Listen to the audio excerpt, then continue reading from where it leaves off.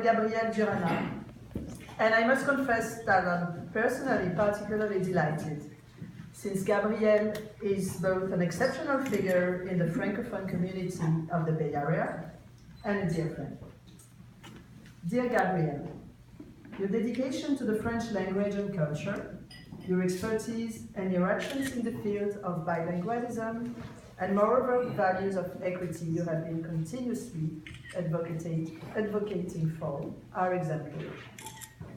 Furthermore, the richness of your personal itinerary, the wide range of subjects you have been dealing with and written about, from economy and finance to social and geopolitical topics, with an incursion in the art world, have enabled you to be widely recognized not only in the Bay Area education, but on a far larger scale, of which the variety of the audience gathered tonight for you is a very good example. You could be referred as a social entrepreneur, since you are also a major figure of the innovative spirit which characterizes the Bay Area. However, perhaps the deepest impact you have had may not be seen tonight among this audience, except for a few persons here. Indeed, you have literally transformed, as president and founder of Éducation Française de la Bay Area, the lives of hundreds of children and teenagers, not only by enabling them to rediscover their mother tongue, but by contributing to cultivate their double cultural identities on a deeper level, and thus broadening their vision and their apprehension of the world. As you have often mentioned, and I will quote you in French, les personnes pouvant ressentir leur propre culture en tirent de l'épaisseur et voient leur moi s'accroître et par là deviennent plus forts. This unique opportunity of crossing cultures and languages could be considered as the motto of your life and career. Dear Gabrielle, as some of you may know, you were born and raised under the sign of multiculturalism.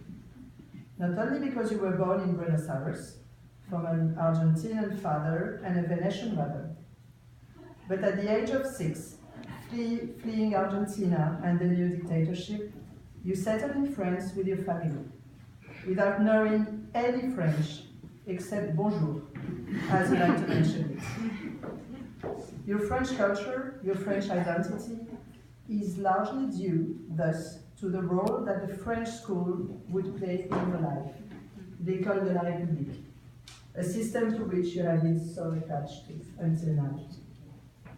You have explored the French education system until its highest levels, obtaining your maîtrise economics business at Université Vincennes Saint-Denis Paris in 1994, with a specialization in radio journalism and program production, and a dissertation entitled The Truth and Accuracy of Reporting in the Commercial and Political Press. In 1994, you joined the École Normale Supérieure de Cachan, section Economics Business Law, and in 1995, you passed the Agrégation in Economics, Business and Law. You later completed the French curriculum by obtaining diplomas from some of the most prestigious universities in the world, including 3 from Harvard University: Governance as Leadership, Nonprofit Administration, Executive Education in 2012, Certificate of Completion for the Mastering Negotiation Program, Executive Education in 2014, and a Certificate of Completion for the Leadership in the 21st Century Program, Executive Education in 2015. To be more insightful and to emphasize the wide variety of your itinerary, you also obtained a diploma in art history from Museo del Prado, Madrid, Spain, in 2004. Since 1992, your professional career has testified of your ability to tackle new subjects and new challenges with restless energy and enthusiasm. Indeed, you began your professional career as a journalist for the publication Ville Lumière, and for French radio Radio Beurre, 1992-1993, before practicing as a translator and interpreter for museums and art galleries. Your academic career began in 1998 as Professor of Economics and Law. In that context, you initiated and launched an innovative program supported by the French Ministry of Education, promoting English curricula in the field of economic studies. This can be considered as your first action in the field of multilingualism. Nevertheless, your career took a turn towards the artistic field at this stage. You first started by exploring your own literary and aesthetics research, joining an artist in residency program in Madrid between 2003 and 2004. You then chose to work as a consultant for the Franklin Barnes Gallery in New York, 2004-2006, and for the Weinstein Gallery in San Francisco, 27-28. 2009 can be considered as a major landmark in your career since you decided to create Éducation Française in the Bay Area, a unique structure which intends to offer a multilingual and multicultural education by proposing affordable after-school classes for children and teenagers of the Bay Area. EFBA, initially supported by French program FLAM, has become one of the numerous success stories of the Bay Area. In 2016, more than 500 children can beneficiate from a high-quality after-school program in 25 sites distributed all around the Bay Area. This success did not prevent you from pursuing your contributions on economic topics in the most prestigious French publication.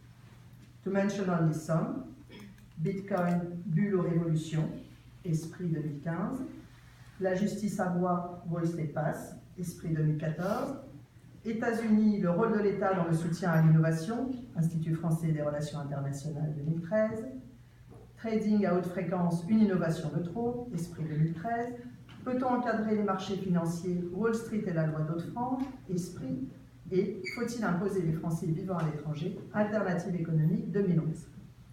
Furthermore, your skills and professional expertise benefited numerous foundations and associations in the US. You have thus been recently appointed advisory board member for Code for Fun, and you were an active board member of Centre de la Francophonie des Amériques between 2010 and 2013. I would have needed far more time to detail all the works you have contributed to, all the projects you have been involved in, all the exchanges you have nurtured. And I apologize if I have only brushed to the various aspects of the complexity of your work and itinerary. It would not be an overstatement to claim that you have become a living symbol of multilingualism and multiculturalism in the US.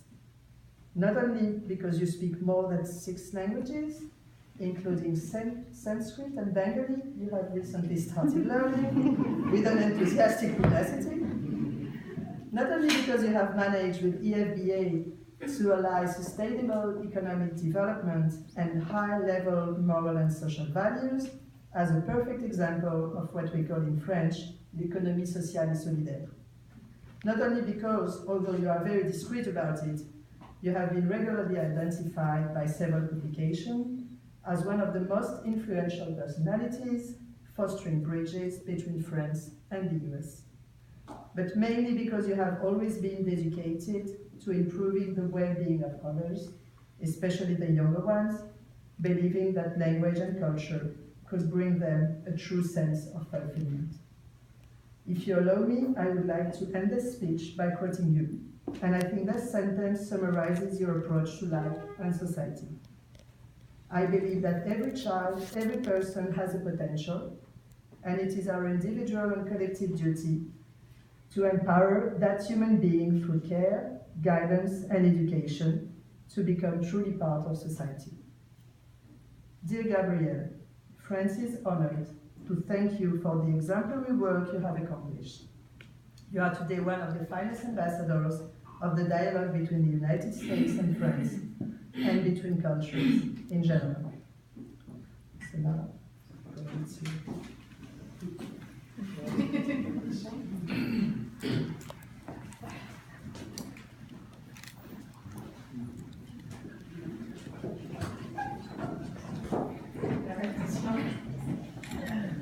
Gabrielle Durana, au nom de la ministre de l'Éducation nationale. Je vous fais chevalier dans l'ordre des femmes académiques.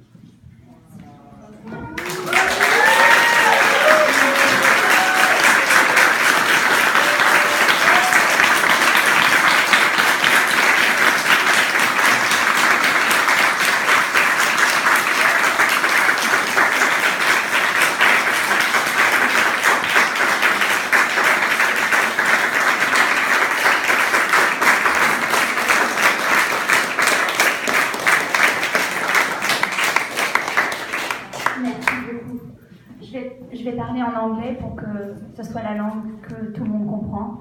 Mais je suis très émue et je suis vraiment très reconnaissante à ce que la France me rende hommage. I want to speak in English so that everybody understands. I want to share with you some of the insights that I learned through this adventure with the FBA. First of all, I want to explain that I never thought that I was going to start EFBA and this was going to become the project of my life, which it has become. And this is a testimony to the fact that it takes time and self-discovery to find one's calling or one's path. And in fact, if you read my LinkedIn profile, there are in fact a lot of failures, not just successes. And it took a lot of effort and courage to restart and try other things and new things until I was able to really find something that was very meaningful to me. I was good at it, that I had drawn experiences from the past, and suddenly I was able to unify my personal beliefs, my skills, and also my energy for something that really motivated me. I want to say that because we have situations where we try very hard to obtain something and sometimes it doesn't work. And it's never, if you really put your heart in it, even if you fail, it's never a total waste, because you will draw experiences from what you've tried. So it's definitely, EFBA is the result of a lot of things that I didn't succeed at until I actually was able to understand how to make things better and how to put things together. And so in your personal life or your professional life, if you don't succeed at once, have faith, you can succeed at twice or the third time. For instance, I didn't become a top civil servant like Pauline because I failed twice the exam of l'ENA, l'École Nationale d'Administration, which today doesn't matter at all, but in fact I learned a lot through those things. So again, you know, I think it's very important. It builds character and it opens your mind and you learn things and it's experience. So that's the first thing that I want to say about my experience at getting to EFBA. The second thing is that it's a rare privilege to be able to live all your hours that you're awake, dedicated to your passion. And today I have the great joy of dedicating my entire energy and my purpose in life to inventing the best possible part-time school model if you cannot attend an international school in order to become bilingual. And tonight I have several friends who in fact work in international schools, such as Valentina Mbeni, who is the founder of La Scuola, and Shahid, who is somewhere, and also founders of public schools full-time, such as Nas and Najin, who are the founders, the co-founders of the Charter School of Santa Rosa, and Mathilde must be somewhere, and she's one of the founders of the Francophone school in Auckland. So I applaud the full-time school model to become bilingual, but if you cannot attend a full-time school, then I would love to, you know, come up along with the team with the best possible model to become bilingual, because at the end of the day, I really think that the 21st century, where the economy is globalized and the world is globalized, the source of peace and understanding and solidarity in the world will come from multilingual and multicultural people who have the ability to understand other people's perspective from their perspective, because they speak the language and they're able to have this empathy and this relativism. So it's very, very important that we promote plurilingualism and we democratize its access, and that's what I've been trying to do at EFBA. The model is being developed in French because I adore French language and French in all its varieties of cultures, but in fact it could work in any other language, and it's very important that that we respect all the languages, not just the very fancy languages like French or like Italian or like Spanish, but also the truly the minority languages that have also a value, because some people have created amazing things in those languages and in those cultures. So if you have a multicultural heritage, hold on to it and pass it on to your children. And if you do not, but you're just curious, open your mind to the culture and the languages of the other people. And as active citizens, please promote the democratization of plurilingualism and the respect of multiculturalism, because it's really a source of peace and understanding in the world, and it's going to make us better human beings and better part of a bigger society where everybody has room, and we don't have to put people down. There is room for everybody.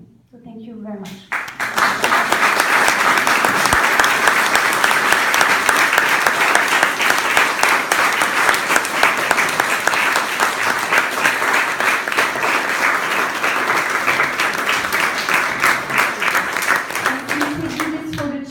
Two children tonight, and so I would like for them to come here. And so this is Lisa, Lisa's daughter, Mariko, and so she attended our summer camp last year in Berkeley, and she's a quarter French. And this is Soraya, and Soraya is the daughter of the founders of the Santa Rosa School, and in fact, like myself, Soraya's parents are in fact immigrants who immigrated in Montreal from Iran, and it really represents this love throughout the world for the French culture. Lisa's heritage is Vietnamese. I don't know where you are, Lisa, but and so it really incarnates the best we can do with a post-colonial world where and all the people who love French for the good reasons, not because we invade or because we oppress, but because in fact we have a language where we can think and express the cultural diversity. So those are the children of the future, and they are very dear to us, and it's very important that children like them have access to the language and to multiple languages. Thank you.